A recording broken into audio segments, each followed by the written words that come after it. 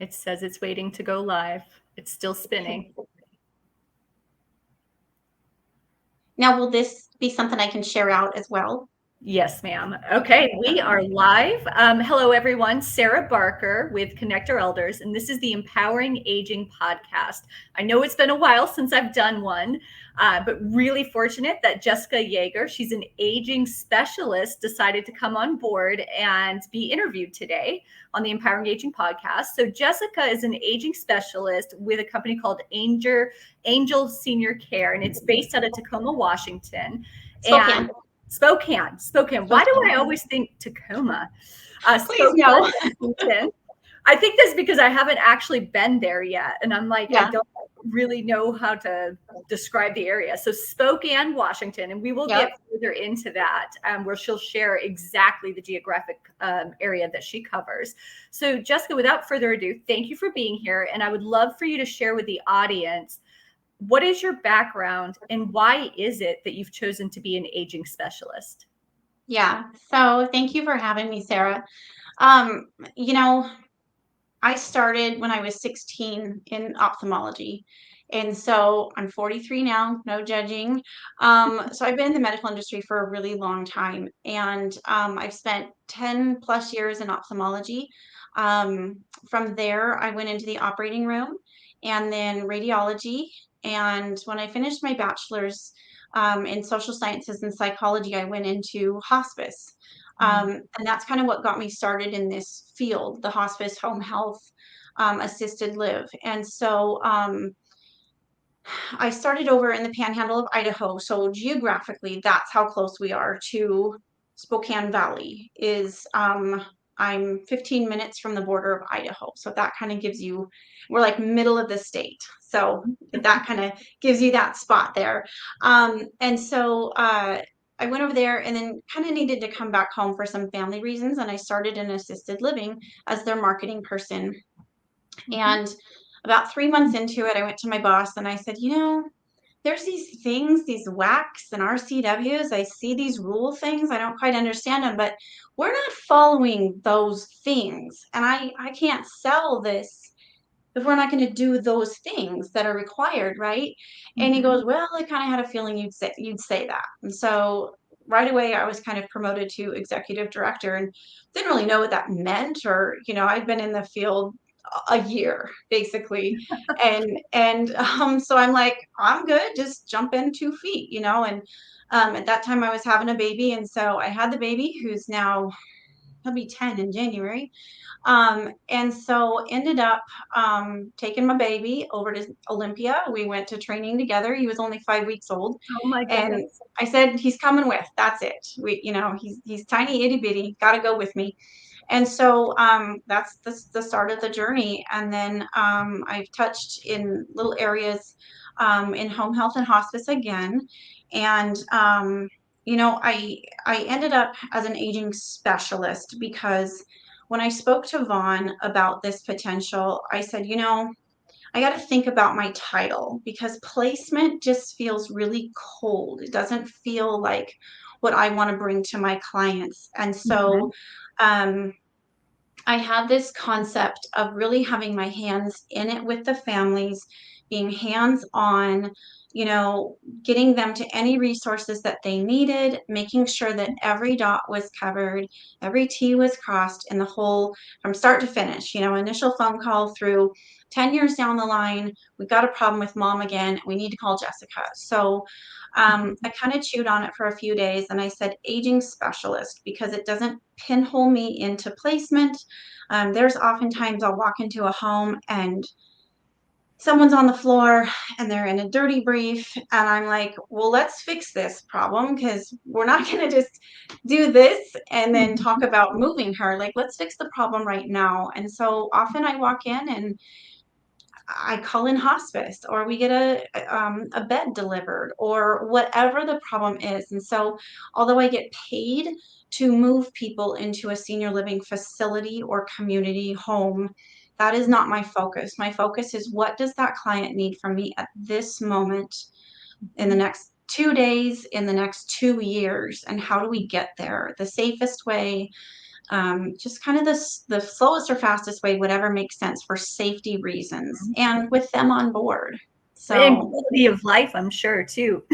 So it sounds yeah, to me like you're operating more like an advisor, not just a yeah, salesperson out there yeah, trying to yeah. move I older don't sell adults. anything. Yes, you're so let's talk about your feelings about the importance of education in this industry, proactive education around Yeah. senior care options. Well, kind of a step back that I forgot to add, but it kind of goes into this is when I came over to what we call placement, I was running an assisted living. And often these families would show up with an advisor, if you will. And my question would be, granted, I was the ED, so I didn't really have my hands super in it, but I would walk out and introduce myself with my marketing partner there to get them started on a tour. Well, they had just met their client in my lobby. And so my head is going, well, why did you bring these people here? You've just met them. And Mm. so for me, education starts at the very beginning. I just spoke to a man an hour and a half ago, and you can hear the stress in his voice. And I'm just like, okay, I want you to take that all the way out of your head. We're gonna restart with some real building blocks. And so the one thing that I love to do truly is education. I did not know this about myself until a few years ago, but you need those building blocks in that concrete foundation in order to start building on whatever else we have going on. And so when we get when we get right with what we know, then we can kind of take a step back and be a little bit less emotional about it. This whole thing is super emotional, right? You know, it's your dad, he's in the hospital. We don't know what to do when he gets home. We don't know how much it's going to cost. Like, this is really scary. And so Mhm. we really just start with education. And my clients have my personal number 24/7.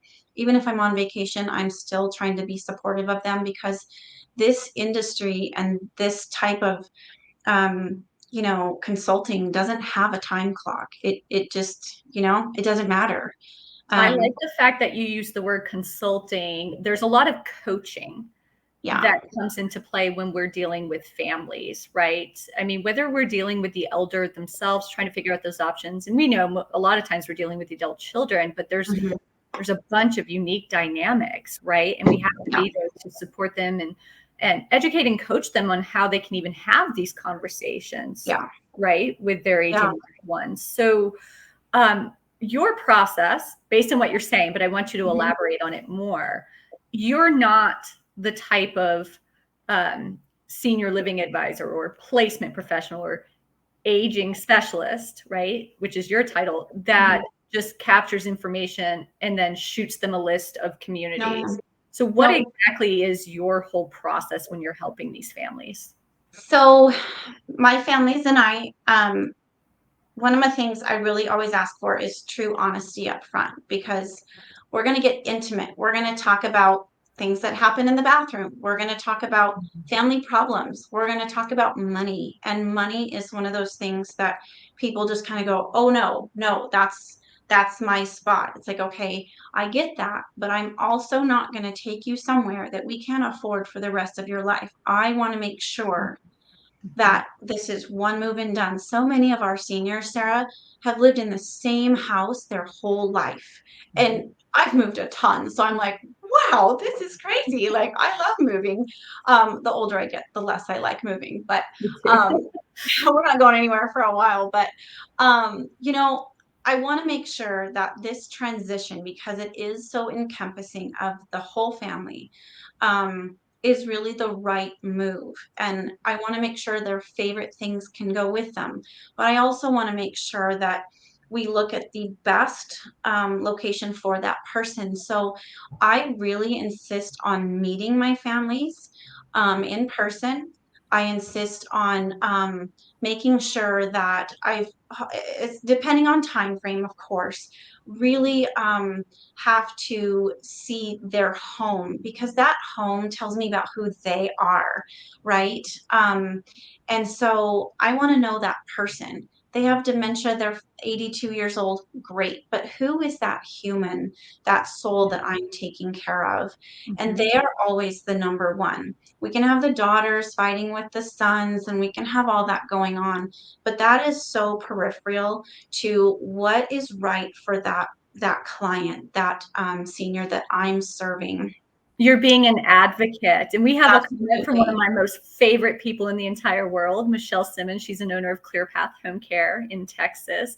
She said, yes, we have to ask the hard questions Yeah. to adequately plan for our clients. Yeah. Even And if it's that is, I look at their medical, the clinical side, not to be morbid or anything, but if you have $100,000 and you're really healthy, or you have $1 million and you're not healthy, that can sometimes make a determination on where I would guide you, because Mhm. there's a difference there. If you have congestive heart failure, you can't walk to the kitchen in your house, and you have $1 million, the fact is we can probably go just about anywhere based on that trajectory of life. And Mhm. I know that sounds morbid, but I think your people watching might get this. I've worked in hospice. Part of hospice services is the trajectory of that life expectancy. And I always want to make sure that financially we can afford it. Because And you don't want to put somebody in a position where they're no, potentially going to outlive their funds, no, no. right? And if they are, then that changes our focus a little bit to a Medicaid, Mhm. facility that will accept that pay as a payer source. Mhm. So, share with the audience, please, that because I've heard from other aging specialists, senior living advisors, right? Many times, as we've said, we're dealing with adult children, and they're thinking we just need to get mom and or dad into the community that's the most beautiful and it's the most resort like. Yes, because that's what we want. Right. But what about right? Looking into the future as you're talking about. Now, look, we can't predict the future. We know that. But when you have a lot of experience like you do, you kind of know, we know what could happen down the line. So let's talk about the importance of evaluating the actual care that a certain community will provide, in addition to the food and how pretty it is and their activities. But what about the care element within the community? Well, and that's where, Spokane County, I think, is just over 500,000 people, right? We have roughly 36 or 40, I haven't counted in a long time. How many facilities we have, 36 to 40. And so I stay very well networked because it is small enough to kind of know everyone. And Spokane is unique in the fact that we have a group called the SANWA. It's called the Senior Action Network of Eastern Washington. And that's really how we got in. And we're trying to make, everyone know each other. It's networking, but it's also service oriented as well. Mhm. And so it's kind of like if you're part of them, we know that you're in here for the right reasons. People that are just in it for the dollar, they don't make it very long. It's kind of sad because it's like, well, you're out because we're not going to play in the sandbox with you, Well, right? and that speaks exactly to Michelle's second comment here. She said, yes, absolutely, to everything you're saying. The three of us, Mhm. I already know you both have been through the academy, right? We have the same empowering aging philosophy, right? Mhm. But she said we have a fiduciary We do. duty as well, which means We to do. do the right thing by the client, no matter Yeah. what. No matter what. And, I've had clients who are like, this is what I'm doing, whether you like it or not. And I'm like, okay, because these are autonomous adults. So Mhm. you can guide them. But I always say, this is your life and you have to live it. And so I want you to be happy. Here's what we could look at as some risks. Mhm. And if they move and they're happy for the rest of their life and it ends just the way it's supposed to, then great. But if they move where I don't think it should be good, which doesn't happen very often, then I'm still there with no judgment to catch them when they fall. Um, I had that happen about 4 months ago. She was a nurse practitioner and just dead set. She wanted a big community. We were there to move her. She lived about another 7 days and then that was it. But she got what she wanted. It was her thing, and she kind of figured out that it wasn't quite the best choice, but she was comfortable when she passed, and it was way faster than I expected. Well, So and I love what you said. They're autonomous adults, right? mhm, So, I mean, all of us, regardless of whether it's home care, right, caregiving services or placement, we can listen to what their needs are, the budget, and help them plan or help them make the choice. But ultimately, it is their decision, yeah, right? So long yeah, as they still have capacity. yes, And yes. so making sure that they know, perhaps in this situation, if she hadn't passed away, Mhm, that you could do a replacement, right? mhm, Which, let's talk about that, the importance of working with a placement professional or aging specialist, mhm, right?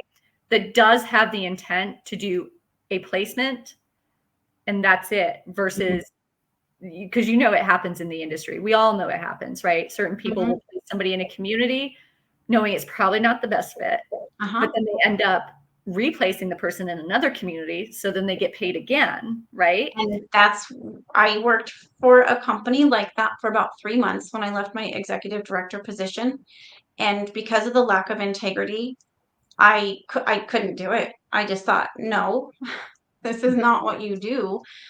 This is traumatic on families, especially when that person has been in their home for 67 years. Like, that Mhm. is a no-go for me. I had one client, and just really quick, I left my window open and my husband's out Sure. mowing. Can you hear it?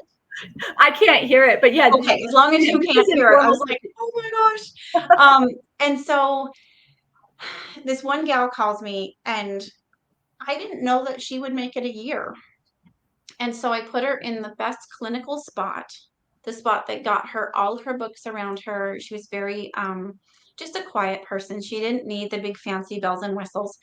And so they called and they said, "Okay, well, it's time. Like, she feels imprisoned here." We brought the entire team together. I did everything I could to convince her that this wasn't the choice to make. And then by the time we sat down after that care conference, Sarah, I went, "Okay, okay, we can do this. But Mhm. as long as we think that it's really what's best for you," and and I did. And I saw her a few months ago, and she is like a beacon of light. She looks so happy. She's up at this other place. She's the librarian in this larger community. And so it was really perfect, but I really don't think that that would have been the case had we put her there first. One, it was across town from where she wanted to be. She wanted to be right where her friends were, and so her first placement was that, but in a smaller location where she could get a little bit more hands-on care, and she was not doing well. And so when I saw her again, it was so heartwarming because you knew that that was the right answer, right? And so, but Mhm. it takes a village before we even make that decision, because I just won't do it because it makes me money, right? Right. That is the last thing on my, I don't know, what Radar. That's the drives last thing. me. That's Yes, not right. last That's thing not on my what you're radar. leading with. Yeah, And we know, when you do the right thing, the business comes, right? When you do the right thing absolutely. by people. So you talked about how she was kind of not doing well, but Mhm, then once she got into the right environment, mhm. you described her as a beacon of light. And so, Well, we got her into the right environment the first time to get her mhm, better clinically, and okay. then, um sh I'm busy. Sorry, it's the It's first day okay. of school. It's okay. Um, and so, ended up, that's why she, got better, is because she was in that smaller environment. She got better. She had nutrition. She had her pills. All of her medications were being taken care of. And then when she was good, about a year later and stable, then we moved her to this beautiful one bedroom. And now she's And the you were with librarian. her through this whole Yeah. journey. Yeah. So Jessica,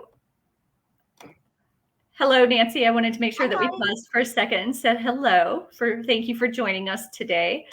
Um, so let's talk about what are some signs. If anybody's listening in or if they see this recording later, what are some indications if they're, the well spouse, or even for themselves, or they're the adult child, when should somebody reach out to you to start exploring options? It's a great question, Sarah. So I always talk about balance. Everything has to have balance, right? And so um, what I'll tell you is about 80% of what I do is triage. It's immediate. We got to run. I'm usually booked about 3 days out solid because like that's the crazy cycle people get themselves into when they don't plan far enough in the future, which Mhm. is fine. I love being able to help immediately. That's one of the reasons when I left my executive director position, it was just like I don't have my hands on people. I can't fix anything person to person. I'm managing the people that are doing the things, and there was way too many Zoom calls and big corporate meetings, and it's like I actually want to help humans, and so it's been the biggest draw for me is to be able to just put my hands on these people that I have loved my whole life and really help them and their families. But when we I kind of lost track of your question, but When should families reach out? yeah, Again, thank you. Michelle, you graduated from the academy. You have the Empowering Yeah, Aging credential. Michelle does. And she said this is where the industry has to set the standard. Complete yeah, alignment with the Empowering Aging philosophy, which is yeah. the approach that I know her and her entire team at ClearPath take. And they're Mhm. on the non-medical home care side. And then everything that you're sharing, it's clear as day that you are continuing to Yeah. operate the Empowering Aging philosophy. So I was curious, like if I'm sitting here and I'm thinking about my own mom, at what point? Yeah. I mean, you get a lot of opportunities where it's at You the, do. crisis Yeah. situations, and the home care side does too. Well, So and I'm what are some attached to a home signs? care. Exactly, Yeah. Angel. Hmm. Yeah. So the best we could lay it out would be mom needs a little bit of companionship. Maybe she doesn't want to cook anymore or to stand in the kitchen. It hurts her back. Okay. Well, one, let's look at why her back hurts and see if we can fix it. Maybe she needs some lumbar support. I literally have it on my chair here. Maybe she needs a different pair of shoes, anything like that. So start small, but also look at maybe some Tai Chi and get her balance in because then um, we can maybe be preventative while she's still doing pretty good. But if Hmm. she starts missing medications, if the emergency room starts happening more often, you're noticing bruises, and you don't know where they came from. So we look at things in our seniors and go, maybe mom's not doing as well as we thought. So as soon as you have that gut feeling, you need to call someone. Doesn't mean that they're moving tomorrow. It doesn't mean that we're sending in this trove of caregivers into her home for 24-hour care. It just means you need to have a conversation and establish a relationship with someone, because when that incident happens, when she gets that UTI and things are a little crazy and you are on a Friday night missing some football game because you're at the hospital with mom because she's kind of gone loopy with this UTI, you've already got that relationship established. So Hmm. when we look at balance, a senior who's just sitting at home doing nothing um, isn't living, they're just existing. So me, I'm out and about. Right now I'm running for city council, so my life is really crazy busy. Oh, So when wow. I'm not doing that, I'll be like, what did I do before this? Right? You have a baby, you're like, what was life before a baby?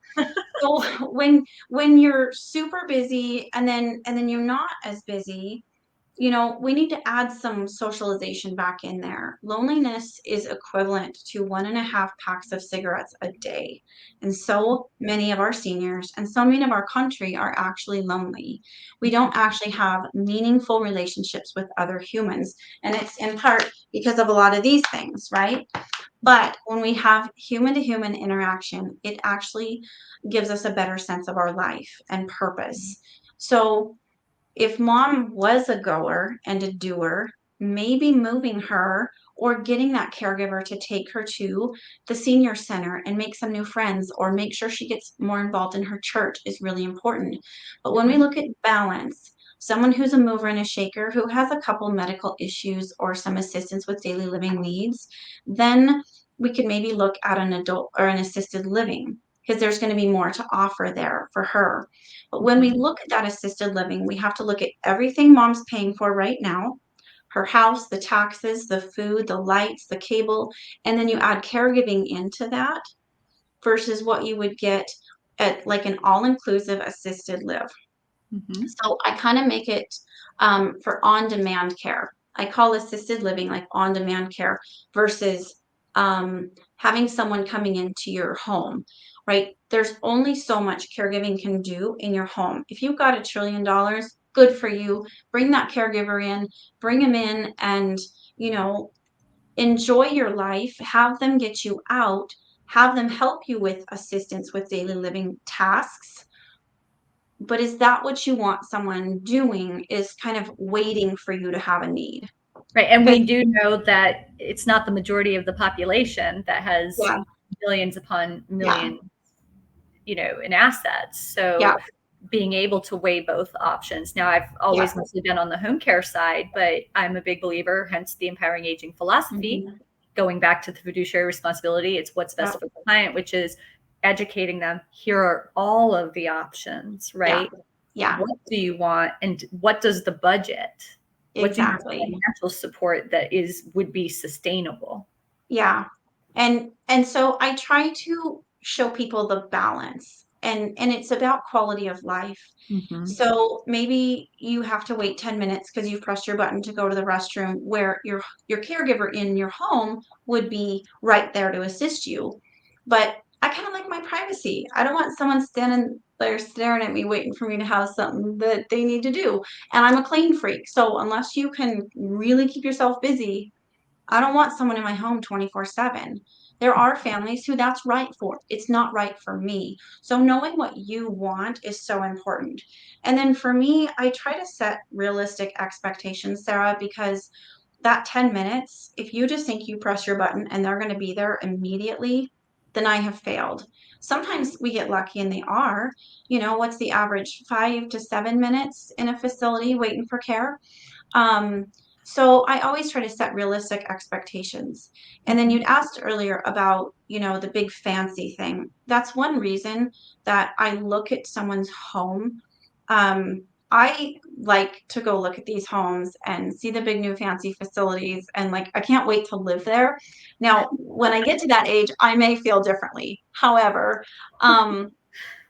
for me, I always want to see someone's home because they are going to be totally out of their element if it's that big fancy place, whether it's assisted living or memory care or whatever. And most of them are newer or renovated, but there's a difference between, super flashy big chandeliers or somewhere that's renovated and cozy and warm feeling, right? And Right. so I don't want my clients necessarily to walk into a hotel, some big fancy hotel. If that's what they want, then we're going to get it for them. But the care has to come first, number one. And that's one reason I try to stay so well networked, because there's people out there in places that are beautiful. I don't like who runs them. And I'm going to flat out tell you that because I'm honest to a fault. And maybe someone has been running another place really well and they go to a place that, from the behind the scenes, as professionals, we know will go in and help make that place better. I'm going to give them 3 to 6 months before we even bother going there. Right, because you have a fiduciary responsibility. You're taking your job as an Yep. elder care advisor, right, as an Yep. advocate seriously, with Yes, absolutely. right. I'll flat tell you, hey, it's beautiful. I don't like the person that runs it. They would not run it as a servant leader like myself. We can go there. It's not my recommendation. So I still give them the chance because I don't want to ever pigeonhole someone and say, no, we're not going there, Exactly. But So I've always believed in this concept, which is involving the elder as much as possible in the decision-making process, right? Because you said they're autonomous adults. Now we're talking like they still have capacity, or yeah, most of their capacity, but I've always been a fan of that. I mean, there's times where the adult child has to make an executive decision, right? But you and I have both seen times where they're really just shoving what they want down their parents' throats Yeah. because it's what they Yeah. want. But I think, right, if we together in the empowering aging community can get the message out to aging adults, like be more proactive. Yeah. Start exploring your options now. Go and tour some of these communities, even if you don't need it for 10 to 15 years, but at least then you could have it documented. When the time comes, this is what I want, right? So how can it be disputed then? Yeah. And so proactive education, so that way they will be a part of the decision-making process. And that really goes a long way to preserve their dignity. Yeah. I had a lady, literally just case in point, this morning, when you were texting me about this afternoon. She can't remember yesterday, and her body language said she was very nervous that I was at her home. And I made sure that even though I know where she's at in her dementia, that she knew she was in charge. And granted, her words were kind of like both sides of the coin, but I was like, I work for you, right? Your daughters called me and they don't really matter. What you want matters. I have to listen to them. I was kind of flirting with her because she was very stressed and very nervous. But this little lady, 93 years old, and she was so cute.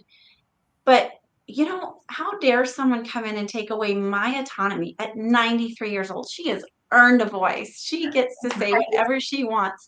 And so for me, it was so fun to kind of talk with her because, we had the same conversation a few times and she was very nervous and she thinks everything is just fine in her house. And I'm like, well, it is, but what about someday? I said, do you have a will or power of attorney? Well, yeah.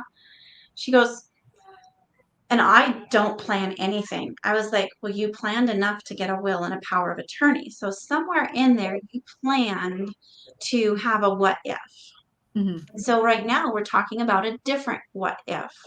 And I want you in the driver's seat because I want you to pick the place that you would like to go to because your daughters have different opinions.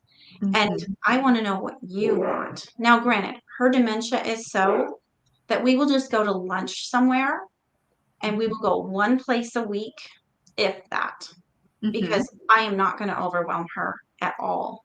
So It'll be it's customized. You go, absolutely. not just, I mean, we all know in the industry, right? It's customized based on the needs, location, budget, the Yeah. communities, but you're saying the pace Absolutely. that you take with people. Absolutely. Because say she fell and broke her hip this weekend. I know exactly where I want her to go for the care and to have enough feeling of autonomy that she's not in a memory care. But yet there's two places in town here that the front door is padded. They're not a memory care, but for safety, right? Only you get to know who comes in your door, not the whole world. People don't just get to walk into your home. It's about your safety. So, and sometimes I use the COVID thing. Of course, we do some fibbing in the memory care world. Therapeutic fibbing. Yeah. And so, if they're like, well, why do we have to wait at the front door? Well, because we want to make sure no one gets in who isn't safe, who's not supposed to be here. And you just make them feel good. And you can leave anytime. Granted, she wouldn't remember how to look for the code, how to get the code, but the fact that she thinks she's going to be safe, but she also knows it's not a memory care is huge probably for her because she'll still get a kitchen, she'll still get all the amenities, but there's a little bit of safety surrounding her. Yes, and I'm sure she's still aware of her environment. Yeah. Right? Yes, absolutely. Even if somebody's losing their short-term memory, doesn't mean that they're lacking awareness, right? Yeah. Yep. So what I think that we've touched on what people should look for, when to reach out to you, kind of an ideal client. What about referral partners, Jessica? So if anybody's listening and they're actually, let's start here. What geographic area do you cover? And then what are good referral partners for you? So if anybody's listening and wants to get you connected to somebody maybe you're not connected with yet. Yeah. So, geographically, I'm really solid in Spokane County. Okay.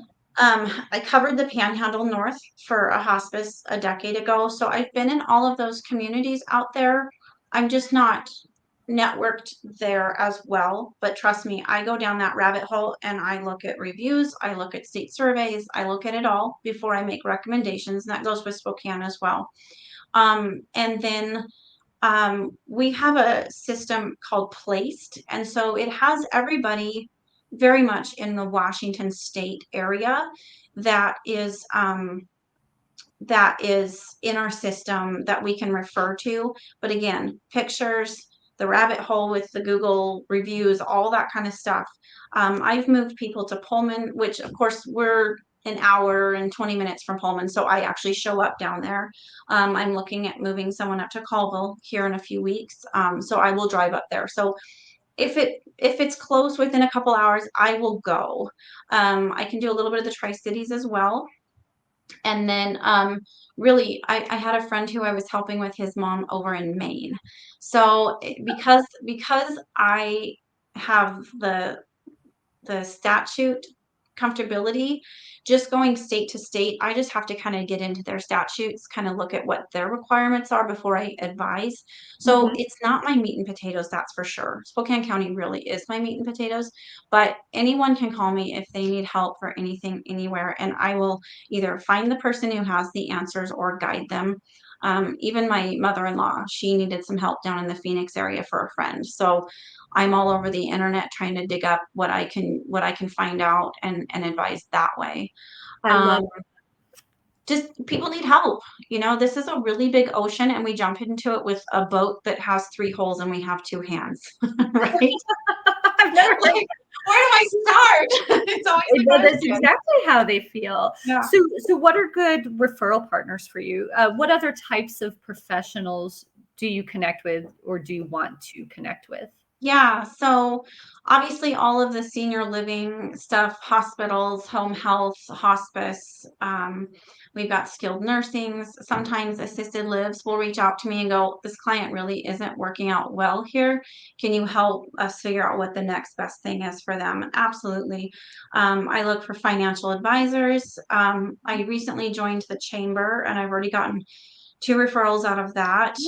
It's funny, my political activities have given me like five referrals. It's crazy, but I've people, always said we have our high value. uh-huh, We call them targets because I use a lot of military yeah, terms in my approach. But the typical referral sources that everybody in senior care is looking to collaborate with. But hmm, I've said for years, when it comes to senior care, it touches everybody, right? everybody, Everybody has yeah, parents, grandparents, yeah, so on and so forth, neighbors, yeah, right? So I'm not surprised to hear that you've been getting yeah, business out of joining the chamber. yeah.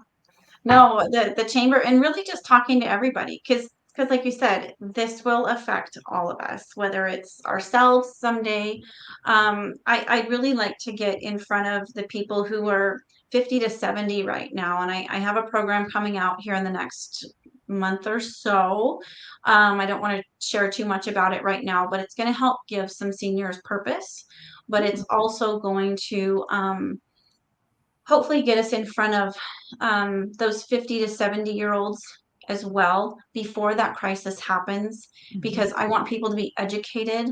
I've always said that being from hospice, we need to talk to seniors in high school about hospice because one, it's something we will all do. We have all been born and we will all die.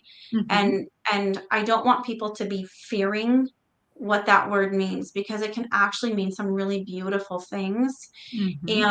And who knows when a senior kid is like his mom gets breast cancer and she dies. Like Mhm. it needs to be talked about at all realms of our lives because what Well, we fear. it's easier Mhm, to instill in somebody at a yeah, younger age, right? Or to instill a certain mindset at a younger yeah, age versus somebody's been hearing the myths about yeah. hospice until, they're 80 years old. So, And I they're like, agree no, with I don't want it. It means I die in 3 days. No, it right. doesn't. But the sooner we can just educate anybody, right? Yes. About what hospice Yes. is. So just if somebody wants to connect with you, if they've been listening or they see the recording of this and they say, I really need to have a conversation with Jess about my loved Uh-huh. one or a friend, how can they get in touch with you? So Angel Senior Care, they can call that number. I'm happy to give my personal number out too. It doesn't matter to me. I think the Angel Senior Care, like after hours, will just go to on call. So Okay. doesn't matter. Or if they reach out to you, they can have the number there or email, whatever works. So I'll be sure that when I share this, or I'll post okay. your contact information in the comments. Okay, sounds Yeah. good. Thank you. Well, I really appreciate you being my guest today. You're extremely passionate about what you do and highly knowledgeable. So I really appreciate you showing up today to share your passion and your knowledge. Thank you. About It's been yeah. fun. No, it's I always I'll call my boss once in a while and say, I fell in love again today because my mom thinks I need a bigger house. She's like, you take all these people home, and I'm like, I would. So I don't really work. I get to fall in love every day at my job with these people and their families, and it's just such a blessing to be able to serve others and really try to make an impact in their world. And if that's what you're doing and that's what you love, then you're really not working. So it's That is the best job beautiful. ever. And I think one of your friends, Patricia, yes, she does. Do you know her? I don't know the last name, so Well, she is saying that you um, definitely have passion and are very educated. So, well, thank you. thank you to everybody for participating in the Empowering Aging podcast today. It will be downloaded and uploaded to the Connector Elders YouTube channel. So, if you're not already a subscriber, please go to YouTube and look for Connect Our Elders and subscribe. I hope you all have a great evening. Thanks, Jess. Thanks, everybody.